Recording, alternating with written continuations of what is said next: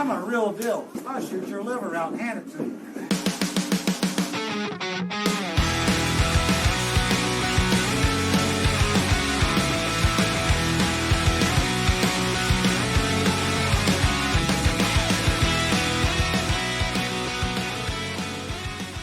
Welcome back to another episode of the Queued Up Podcast. I am excited to be joined this week by Rollie Williams. Rollie, what's up? Hey, how are you? I am doing probably slightly better than you are, given your slight disappointment of not being able to play in the U.S. Open coming up. Yeah, it's a serious bummer.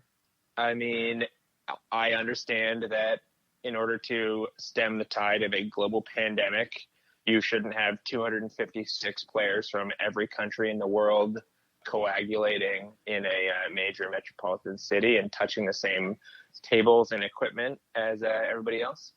But it's still a bummer, and I'm sad, but I understand. And there were 2 confirmed cases of players that were playing at BCA last week that showed up. So for real? Yeah, this is. Oh my God! It is a real thing. So.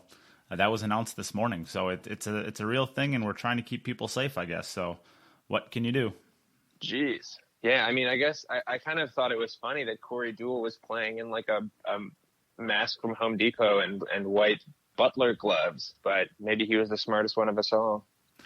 Yeah, well, I saw once he was using a bridge to break with, so I don't know what the point of that one was.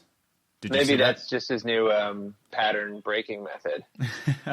You know, he's done a lot of things in his career that have revolutionized the break, or at least revolutionized ways of being creative on the break. And I guess at this point, I can't probably question that. So, yeah. What do I know? Yeah. Maybe in 2 years from now, I'll be using a bridge to break the balls too. But so, yeah, I mean, obviously it's a bummer. You're not going to be able to play in the U.S. Open this coming, well, it's postponed, right? So maybe we'll be playing it in September or October or something like that. But yeah, could be. What does this mean? Because you had kind of a series of videos that you were coming out with, the road to the U.S. Open. What does it mean for all of the video content that you've made for that? And is that going to continue even if it's postponed to, let's say, September, October, something like that? Yeah, I think so. And I don't expect everybody who's listening to this to know what I'm up to on YouTube, but I am not that good of a pool player, but I applied to and got into the U.S. Open as a way to kind of show people, like make videos about it, about the process and about the event, and show people who maybe wouldn't get to play in the U.S. Open their whole lives, because maybe they didn't want to basically donate $1,000 to the best players in the world. But I've been making this video series about what the journey is like, and I was being coached by Hunter Lombardo, professional pool coach, and also a pro player. So that's a little bit of a backstory. Yeah, so we shot all these episodes, and they're up on YouTube right now.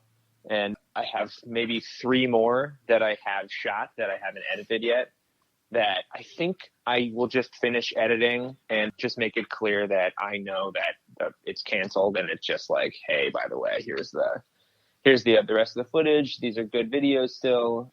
And I still plan on playing in the U.S. Open when it's either unpostponed or the 2021, depending on which one comes first. That is provided that all of society doesn't completely shut down and become sort of a Mad Max style hellscape where we're all cruising around on motorcycles trying to fist fight each other for water credits in New Mexico or whatever. Which sounds exciting. Yeah, I mean, I'm not saying that's a bad reality, Maybe. But I'm just saying in that reality, probably Matchroom Sports isn't hosting a bunch of like organized billiards tournaments. Maybe instead of fist fighting, you play races to 100. Wow, can you imagine? But the table conditions is going to be terrible, so unquenched. dude, like dusty and not. I think I'd rather fist fight than play race to 100 on a bad table. Shane Van Boening would own the entire world's water supply. There'd probably be other people in other sports who would want their sport to be the thing that they play for water over. Yeah, probably, but this is a pool podcast, so. That's true, yeah. You don't have to cater to those people. For sure. So you said 3 new videos that are coming out as far as content. We're hoping, obviously, that this is not canceled. It's just postponed. We can't know the future at this point, but we're hoping. So if this does turn into a 2021 proposition, is that going to be basically just a 2-year-long road to the U.S. Open? You're going to continue Oh my the God. content? I mean, I laugh at it, but like that is, it's no crazier than what an actual pro player would do to actually compete at a real level. You know, like I guess the idea of making a video every single week for like 60 weeks in a row is not that appealing to me right now, just because it takes more work than it just takes a lot of work. I like doing it. It's fun for me, but it also like, it's a little daunting being like, okay, today's Wednesday. We got to get up at like 7 a.m. and go to the pool hall before it opens and shoot a bunch of videos. Yeah, I mean, probably I will have to do a pretty serious training regime in order to continue the like a more like this essentially the cancellation of this year's tournament has given me the ability to take this as seriously as I want to.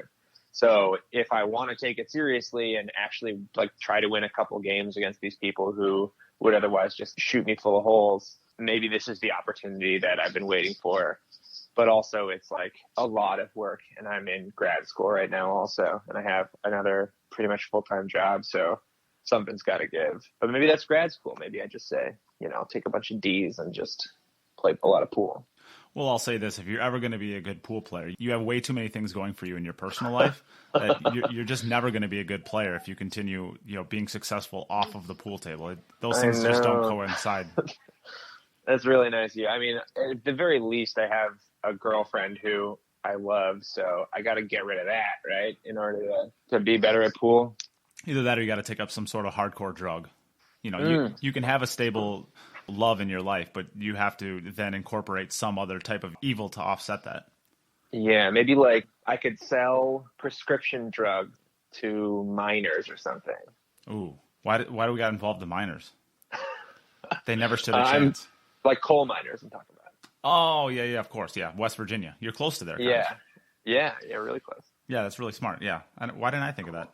I don't know, but don't publish this podcast now so that I can get away with it. I'm going to send it straight to the FBI. No. Ultimately, at the end of the day, all you have to do is just get rid of your girlfriend. You don't have to do that. But That's true. You can't be a good pool player and have good things going on in your life at the same time.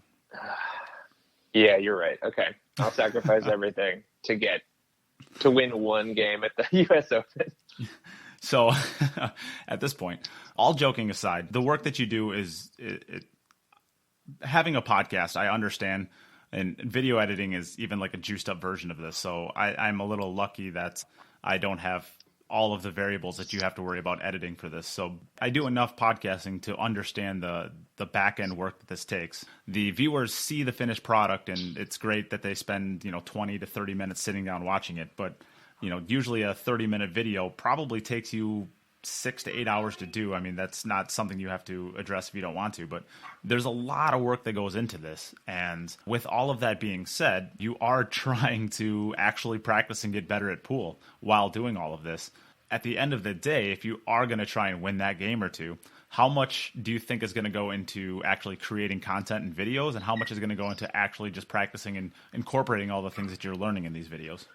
Yeah, that's a great question. I mean, I have a problem in general, and I think it's like when I'm doing these videos where I'm taking a lesson, I am simultaneously taking the lesson and then also directing the shoot and making sure the audio is clean and making sure that everybody that is involved in it is framed properly and that my cameraman is in the right spot.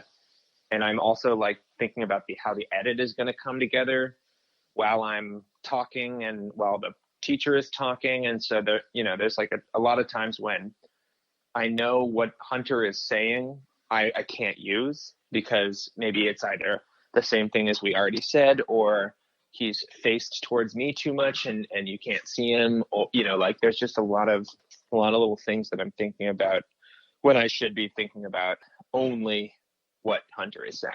So the learning actually doesn't happen in my brain until I am editing it. weirdly enough, I learn the most when I am watching it back and putting the shots together. So, just to answer your question, I think it's really fun for me to make videos, and I like the videography aspect of it. But I need to be actually practicing twice as much as I am editing if I want to improve in any serious degree, and that's tough. So I sort of am in this world where in order to make good videos, I have to be good at pool, but in order to be good at pool, I can't make videos because I need to practice. So it's like sort of striking a balance, playing as well as I possibly can while not having that much time to play. Yeah, so I guess the answer is I'll never get that good at pool. That is kind of this crux, right? You want to be practicing and you want to get good, and you have this unique opportunity where you, given your platform and given the mission that you have with kind of growing the background of pool, that you get to work with some really, really, really cool people. I mean, you've worked with Hunter Lombardo, and you've worked with Ralph Eckert and Jennifer Beretta, and Torsten Homan, like Emily Duddy, John Smith, Florian Kohler. Yeah, I mean, these Alex people Pagulayan, Dr. Dave. Yeah, man, don't leave Dr. Dave off that list. That dude's the man. You've had the luxury of working with some of the most influential pool instructors and even players of the last several years in pool. That is, I mean, the knowledge that's got to be coursing through your veins. It's just a matter of putting it all together, right? I mean, I think so. Yeah, I honestly, if I just worked with them and didn't film any of it, I bet I would be a much better player than I am right now. And I think it's because I don't get the full benefit of being with them because I am so concerned about how it's going to look on a screen, like how to make the most instructional or / like the best video out of it. I mean, there's a little bit of a drawback there, but also like, I wouldn't be able to like hang out, just like I wouldn't have the excuse of like hanging out with these people if I wasn't making videos from it. So probably I wouldn't, have met them otherwise, which is nice. I can relate to that. Yeah. And also like, I think at this point, I probably should be way better than I am. So I think I have to admit to myself that I'm not very naturally talented at pool, which is a bummer. But also, I guess I've just like worked at it enough that I can play a little bit better than I have been able to. I think that I don't have the natural talent that somebody might need to be a really high level of pool, which is only becomes clear after I've like played enough and I'm like still getting my ass kicked by these players. Well, this is a good lead into the next question I was hoping to ask. Was you kind of gave your resume of all the things that you're doing right now. You're in grad school, you have a full-time job, you have a girlfriend, you have all of these videos and all this content. How often do you actually get to practice? Because I mean, me doing the podcast, I have seemingly less going on than you do, and I have almost no time at all to practice. So where do you actually find time to incorporate all of these things that you're learning throughout doing these videos? Yeah, that's a good question. I mean, I go to Columbia and I live in Brooklyn, and just a little like Manhattan, New York geography. I have to go straight past my favorite pool hall, Society Billiards, every time I go to school. That means that, I mean, I have like a 9 a.m. law class 2 days a week. So I'll like go to that class and then I'll be so, just like devastated from learning the kinds of, so I'm in basically climate science and law and policy school, what the world is doing to try to combat climate change.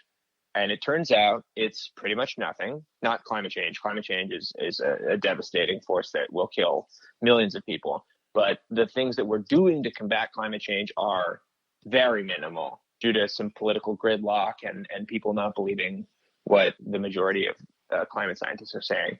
But I'll get so depressed from that once I'm done with class at like 2 or something, I'll go straight to the pool hall on my way home to do homework. So, 2 days, 3 days a week, I'll stop by and get a couple, an hour here, 2 hours there. And And Society, because of the deal that I worked out with them, they let me play for free, and they let me use their place to shoot videos for free.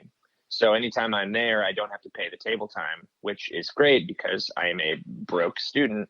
That also is a really nice, little perk. So by the way, if you're ever in New York, Society Billiards on 21st and Broadway. Don't forget to stop by, provided that the plague goes away. I should say that there are a lot of really iconic pool rooms in New York, and I had never heard of Society Billiards until I started watching your videos. So that is great. a destination for me if and when I make it to New York, which Jennifer Beretta offered me risotto if I make it. So I might have to make it out there just so I can have some of that risotto.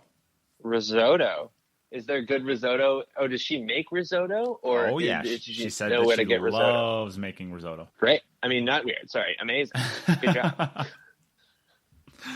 Yeah. So, did you have anything else with that?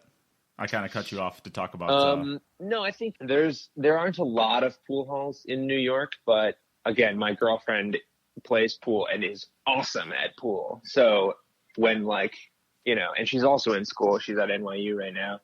So sometimes we'll both come home from a long day at school, and we love this bar nearby our apartment. So we'll just go there and just wipe people off the table. We just won't lose for 2 hours at a time, and it's so fun. So I'll get some. I think it's important to do drills and train and be specific and strategic with how you play, just so you can work the shots that you're bad at, so that you can get not bad at those shots. But it's also super important to just fuck around and play sometimes and drink and have a good time and talk to your opponents and do some fun, light trash talk where everybody's cool with it.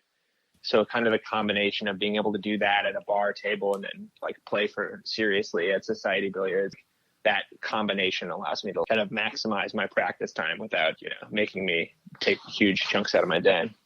That is definitely a rabbit hole that we probably shouldn't venture down, because I really like talking about that paradox between playing something for fun and playing something. Okay, let's go down this rabbit hole because it's fun. Let's get into it, Nate. I think what are we doing right valuable. now? What are you got a party you got to go to? No, everyone has the coronavirus. That's true. Or are buried up 25 feet under their house to not get it. So yeah. This was a really weird paradox for me personally with my game.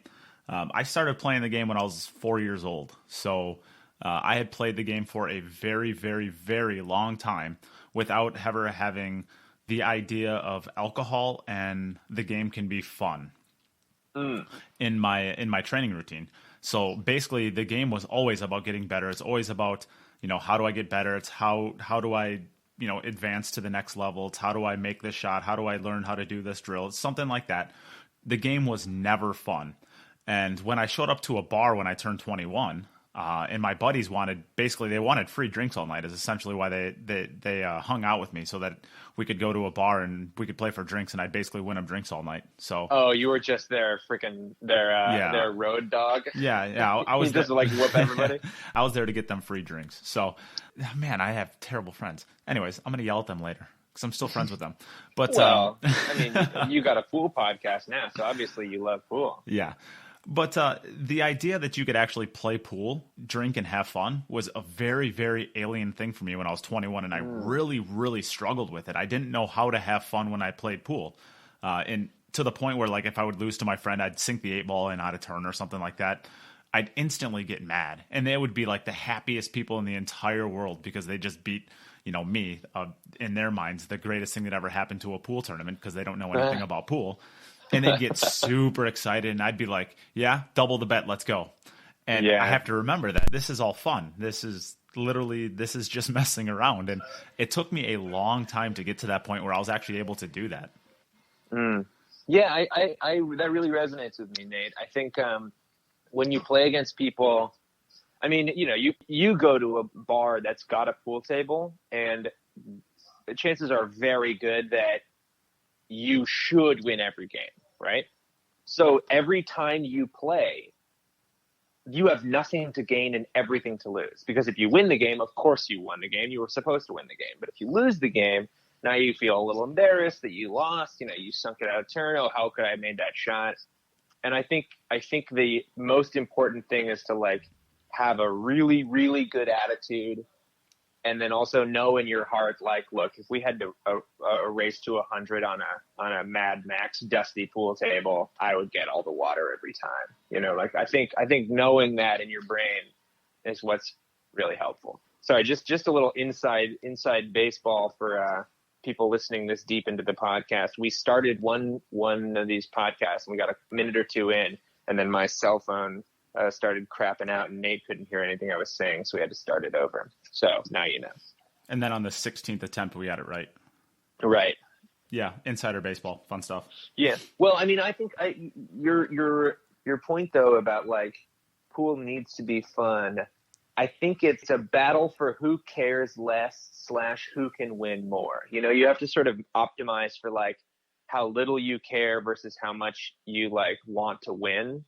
And if you can't turn down your like, I really want to win buzzer or whatever sensor in your head, you need to make sure that you play super duper carefully. But like, it's not that fun to play really carefully at a bar, you're just trying to have fun.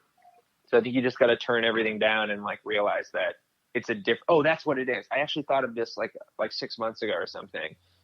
It's a completely different game. Like pool in a bar is as different from pool in a pool hall as like soccer is from beer pong. It's like just a totally different. I mean, it looks very similar. I guess soccer or beer pong is from basketball, let's say. Yeah. Like it's just sorry. I mean, if I had a second take on that metaphor, I would have really stuck the landing. But it's just like a different beast and a different animal, and you have to think about it differently. Like a pro basketball player would never get really mad when he lost a game of beer pong. Like it's just you got to like change the way your brain thinks about it. Otherwise, you're going to be that who's like, "Hey, f you, man," and like the reason why every sitcom writer puts a scene where like two people fight at a pool table. Yep. Just as a side note, I love doing podcasts with you because then I get to beep a bunch of stuff, and beeps make me so happy.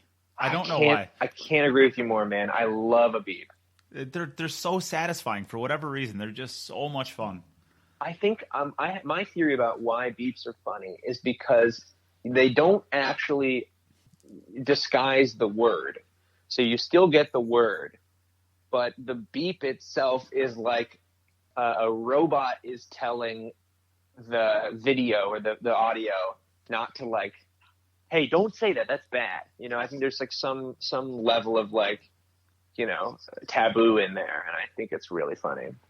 Yeah, I kind of look at them as like an adult fart joke. Like they're super cheesy, they're super cheap, but they just work. They're just funny.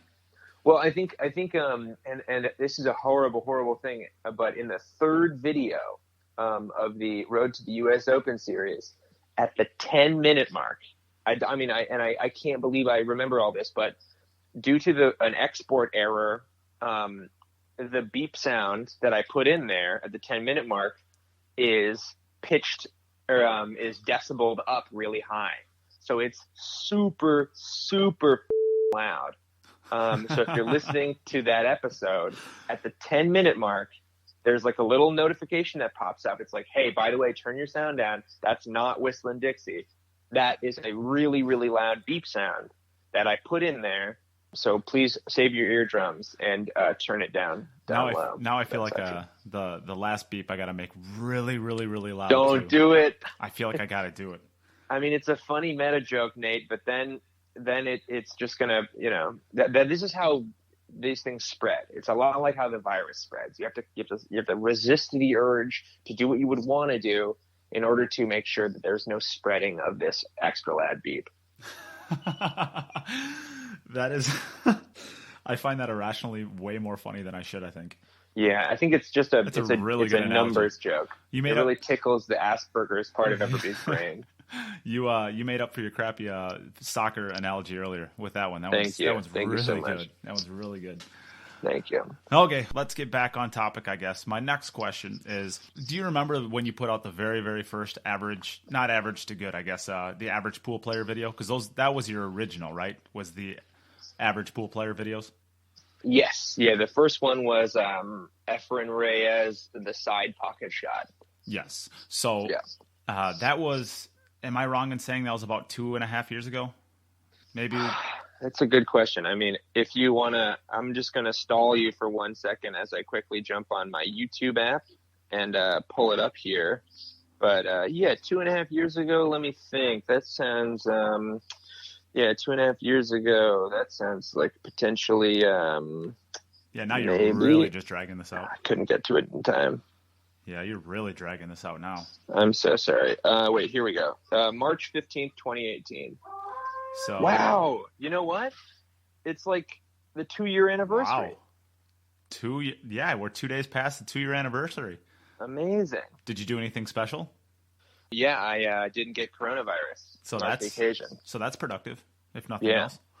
So I guess finishing out the question, you are now 2 years since you created your very first video. Very first billiards YouTube. Actually, that's not even true. Since I put the first video on the Kamui channel.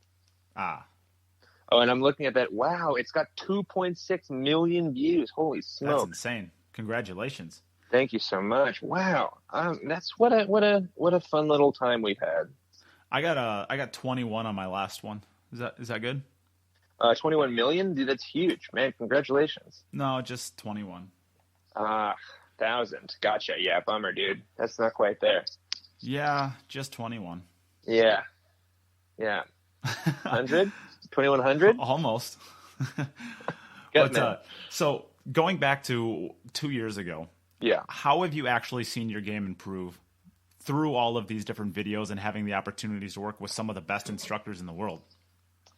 Oh man, I should have been prepared for a question like that, but I fully wasn't.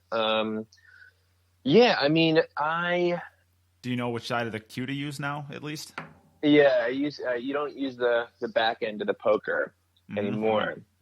I think it has improved pretty markedly, strategy-wise. I think about shots a lot better, and I kind of plan runouts a lot more effectively now. Honestly, I wish I could say it's improved a lot more. I certainly am better at all of the things like pocketing, position play, all these things. And I don't just like fire balls in and then get way, way bad position. Yeah, I think the mental aspect of things has improved a lot. I've realized that pool players who play really fast aren't just like playing just to play and mess around. They're just calculating really, really quickly. Like these are players who have already done all of the long thinking calculations in previous days, months, years of their life. And now they don't have to like redo all those calculations. But people like me have to always think about the shot in like a checklist. Like, okay, what kind of spin do I need? Where do I want the cue ball after this? Could I scratch? All these questions. So I think if anything, it's like taught me a lot more respect for the game than maybe I used to have. And maybe that's actually a common thing I find as people get more and more practiced at pool and they spend more time learning about it, they realize just how difficult of a game it is. Yes, it is a game that you just never stop learning. You never stop growing, for sure. So where is your game at these days? Are you a lot of people, I mean, we see your videos and you do the 3 games before. Sometimes you do the race to 3 before. But that's the only time we actually get to see you play pool. Other than that, you're kind of just shooting shots or, trying to recreate things. And we don't actually get a good gauge in how you're playing these days. So how are you actually playing, and are you running racks? Are you running 6s, 7s, 8s? Where are we running at? What would a running a 6 be? Like knocking 6 balls in? Like if it's a 9-ball rack, I get to the 6? Yeah, of course. Yeah, that's what it means. Okay. So last time on practicing, I took the rack out, threw 9 balls in a rack, broke it, ran it out, ate 3 sliders, and then didn't run out another rack for 10 more racks. But you So, ran out of a rack. was You it broke the- and ran a rack. Yeah. I broke and ran a rack, which felt good. And then I got down to, I broke and didn't make anything on the break, and then ran out to the 8, and then I broke and then whiffed on the 1, and then I broke and then ran it down to the 7 and had to bank the 8 and blew it. I feel like if I could force myself to concentrate for a really long amount of time, I think I could probably break and run 2 in a row once a session, and then a handful of break and runs within the session, and otherwise be pretty confident that I would break pretty deep into the rack most times. Okay. So do you ever play the Ghost? No, I'm scared of ghosts. Yeah, me too. But they're fun to play sometimes. Yeah. I sometimes will play the Ghost, and I find that if I play the Ghost, I am very frequently getting down to the 6 or 7 ball, but then I have to do some fancy breakout shot, and I regularly will miss the breakout shot. Yeah. And that Ghost will always get him after I miss. The Ghost is a tough. He's a very worthy opponent. He doesn't Yeah. miss much. Yeah. So there's definitely improvement in the game. Obviously, after 2 years, you've well over doubled your game. It sounds like. Yeah, I think so. And I'm also much smarter about playing. Especially in a bar, I'll play a safety shot in a bar now, or I'll play more intelligently in 9 ball. So I'm not always firing at the crazy shot and then losing the game, because I'll run out 6 balls and then blow the 7 ball and he'll leave it hanging, and then my opponent will just have nothing to clean it up. Yeah, it's definitely. I mean, it would be pretty bad if, I guess, in 2 years working with some of these players, you weren't able to improve. But you actually are. That's pretty cool. Yeah. And it shows the ability to, like you said, you learn actually more probably from watching back the videos than you do actually making them. But you give a lot of growing players the opportunity to, really get some of this professional coaching that they might not have the resources or the ability to get on their own. So that's pretty cool. And you're using a platform to really help grow the game. And that's awesome. Well, thank you so much, Nate. Yeah, I think my favorite thing about doing these is besides actually hanging out and making friends with these players, it's putting these videos up and then having people comment wow, I never knew this thing about the jump, or I didn't realize that I was doing the same thing as this guy's. People often comment, I have a lot of the same problems as this guy. It's great to see this guy miss a shot so I can make it. And then I am reading it and I'm oh, I'm this guy. This person is writing this comment, and I'm oh yeah, that's you're talking about me.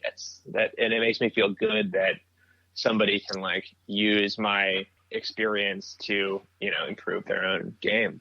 It's fun. I'll say this: the Alex Pagulayan video that you made, where he kind of shoots the ball over the edge of the other ball and draws back the positioning. I watched that video and I knew that shot existed, but I didn't realize how easy the shot actually is.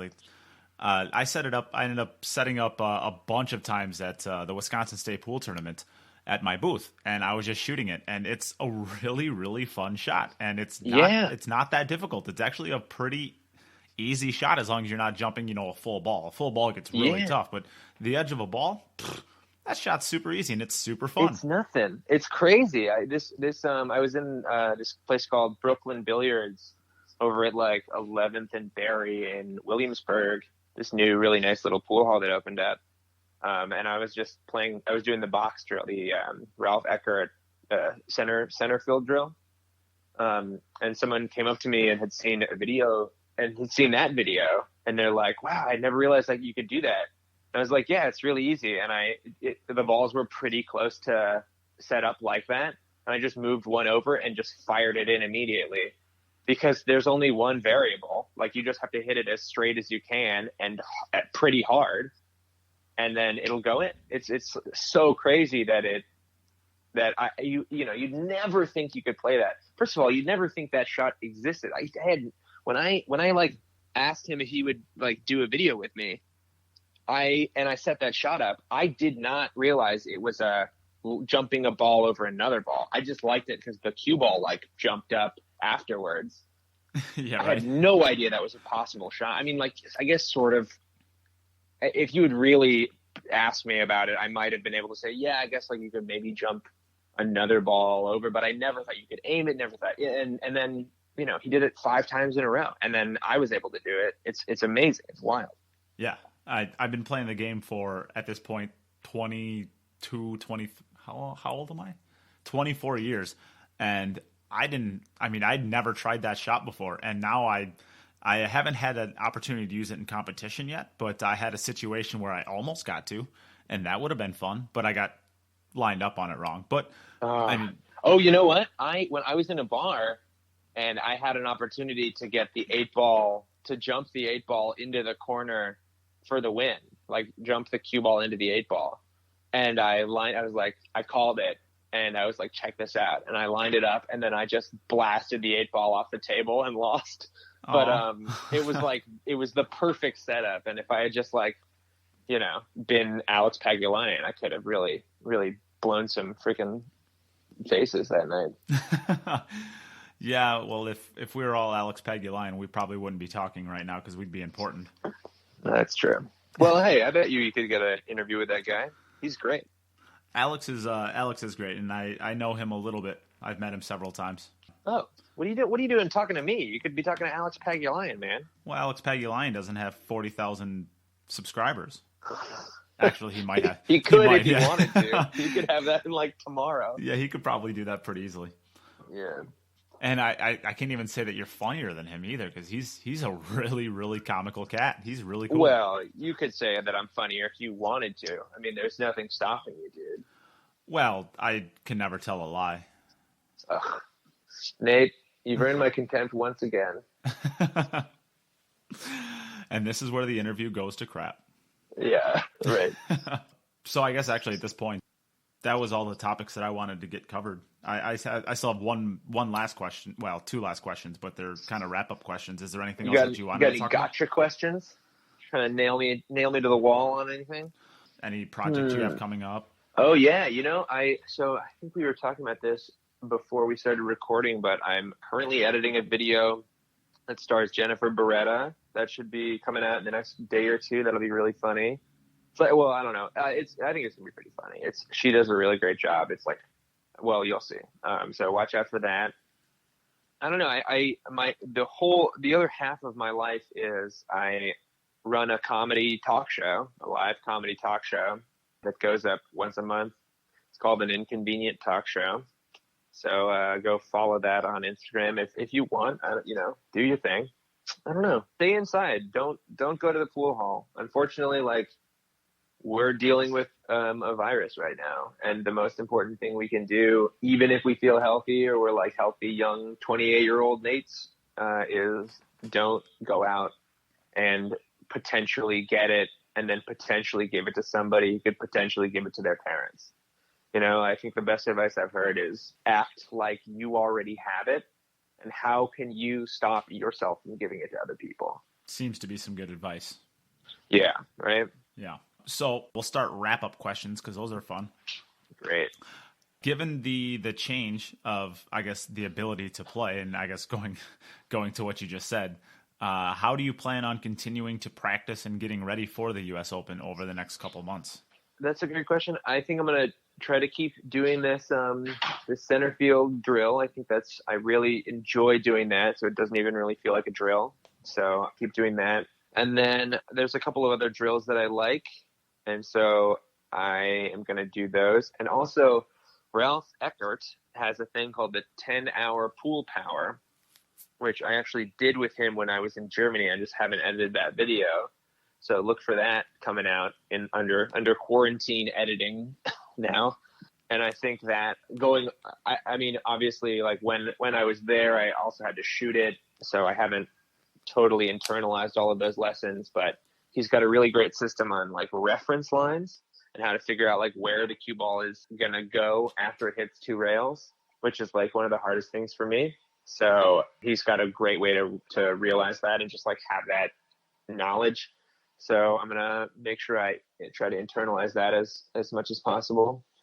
And then Hunter taught me a lot about cueing really straight, really nice and in one line with a more compact stance. So I'm going to practice that. Yeah, I don't know. It turns out there's just like a billion things that you got to practice and be perfect at if you want to be any good at pool. And I'm not good at any of them. So I got to figure all those out.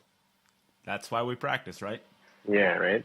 So then the last question I can get you out on is you work closely with several sponsors, or at least a couple sponsors, and you have access to a lot of these pro players, not only because of the brand that you've built, but because of some of the connections you've made in the game as well. So why don't you take a couple seconds to thank some of the people that have helped you basically get your brand to where it is today?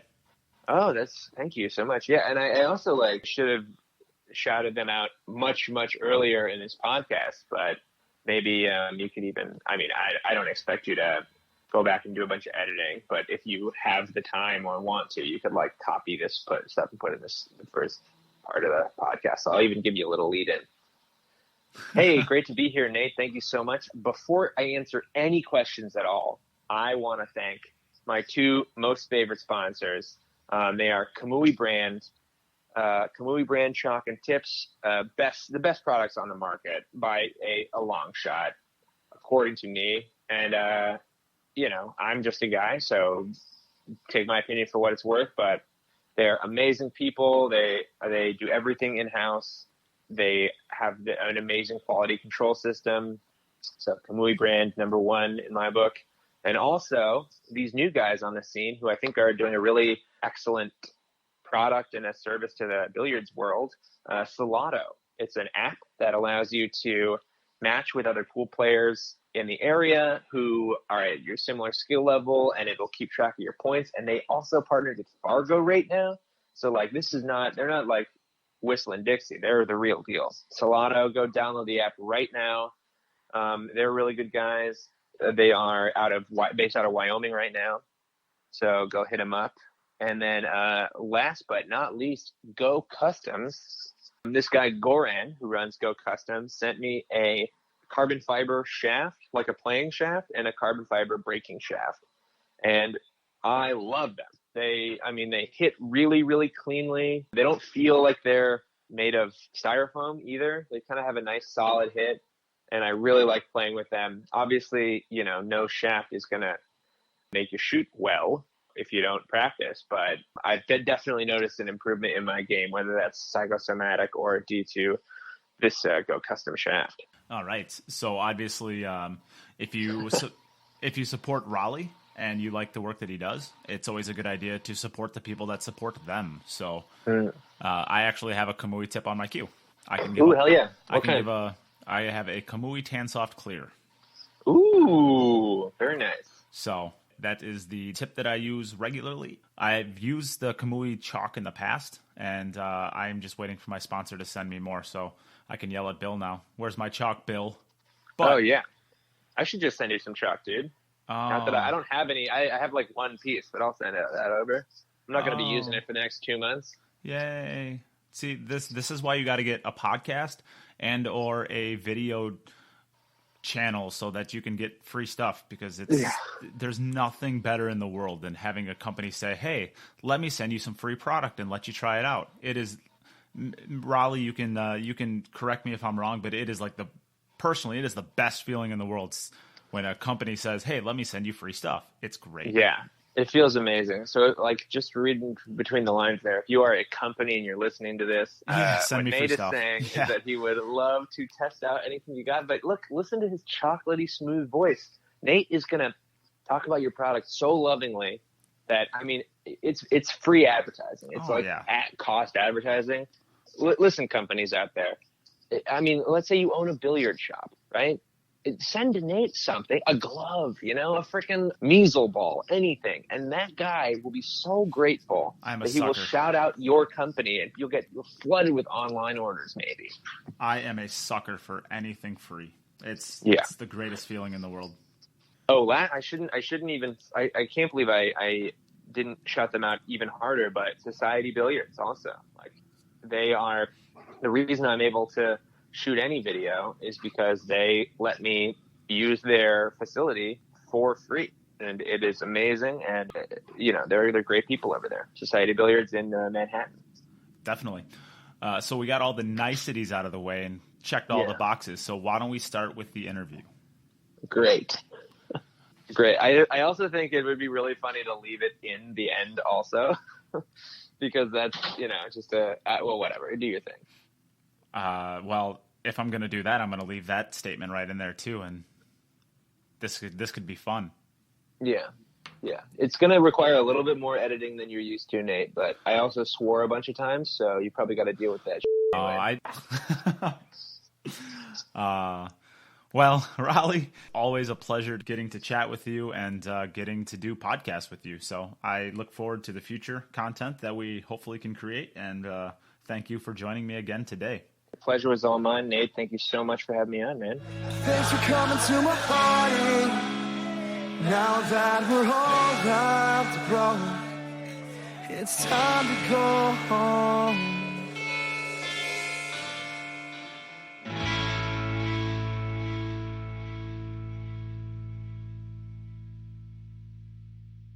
Hey everyone, thanks again for listening. If you like what you've heard and you listen through iTunes, please subscribe and leave a rating. It helps others find the podcast. As always, thank you to our sponsors, Jacoby Custom Cues, Cody's Cue Therapy, Jeff Glaz's CBD for Life Global, the Wisconsin Billiards Hall of Fame, the Rocks Sports Bar and Grill, the IQ Practice Cue Ball, and the Wisconsin Pool Players Society. If you like what you hear, consider supporting the people who support the podcast. I would also like to take this time to thank Matt Kitzman, Robert Miller, Natasha, Kurt Elliott, Scott Doolian, Corey Smith, William Sutherland, and Mike Teasy for their help to market the podcast to a larger audience. Lastly, I would like to thank my cousin Andrew Mindham for his band Hey Captain Knight's music as segment and filler music to the podcast. If you like what you hear, you can find all of his music at heycaptainknight.bandcamp.com. And Knight is Knight.